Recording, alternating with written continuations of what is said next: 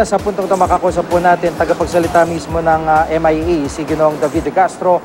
Ginoong De Castro, magandang hapon po sa inyo. Jiggy, magandang hapon. Thank you for having me in your show. Apo, dito po sa, yun nga, no, yung bagong modus na ito, ano pa po ang karagdagang impormasyon na nakalap ng inyong tanggapan tungkol dito?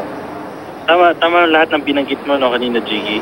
Just to make it clear, wala po tayong dollar rate cards na ini-issue sa ating mga accredited taxis sa NAIA. Tuloy na rin ako. Okay na. Thank you. Kaya patuloy po ang ating surveillance. Hello? Dito po sa grupo na ito, no, meron na hubang nahuli o na-monitor kung saan sila pumaparada? Tama.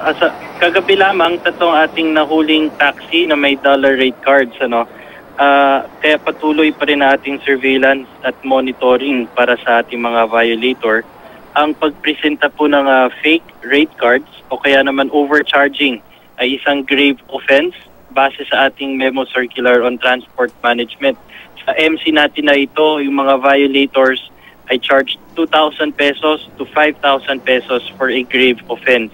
Sa isang taon, kung magkaroon ka ng 20 grave offenses ng isang transport concessionaire, suspended ang kanyang operations for 1 month.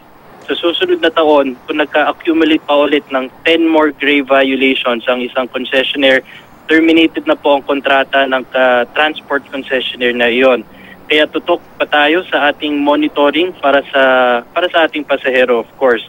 At dahil dyan, tulad na nabanggit mo kanina, nakikipagtulungan na tayo with the LTFRB. But Jiggy, aside from measures being implemented by MIA, sa tingin ko what equally important din yung awareness ng ating pasahero sa kanilang rights as consumers. So, just to reiterate, una po, wala tayong dollar rate cards, simply put. Pangalawa, if you have the right to demand for the meter to be used if you ride a yellow taxi. Kung coupon taxis naman po, we have flat rates na also charged in pesos which are available for download sa ating website.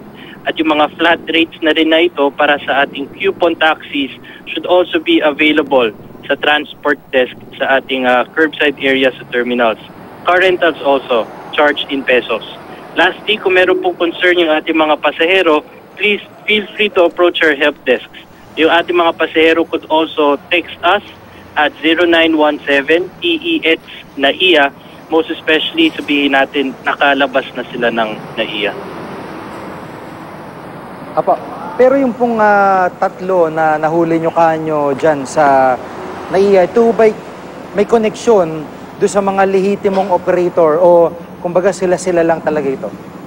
These three are yellow taxis, but wala naman tayong evidence to say na this is a well-organized thing. No, these are individual drivers who really are trying their luck in extorting more from certain passengers.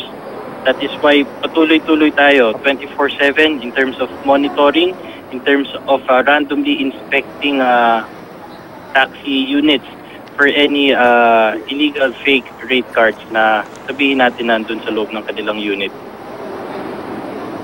Apo, at bilang panghuli po, anong paalala niyo ulit sa mga kababayan natin, lalo na yung mga may susunduin o ihatid na mga dayuhan, na mga foreigner na bisita o di kaya pa yung mahal sa buhay? Yes, since we're talking about the transport taxis here, again, please exercise your right to demand for the meters to be used if you ride a yellow airport taxi, And please know, meron din po tayong mga rate cards all in pesos.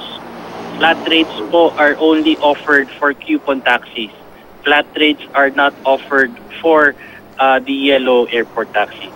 If you have any concern po, please feel free to approach any uniformed and ID'd personnel at the airport.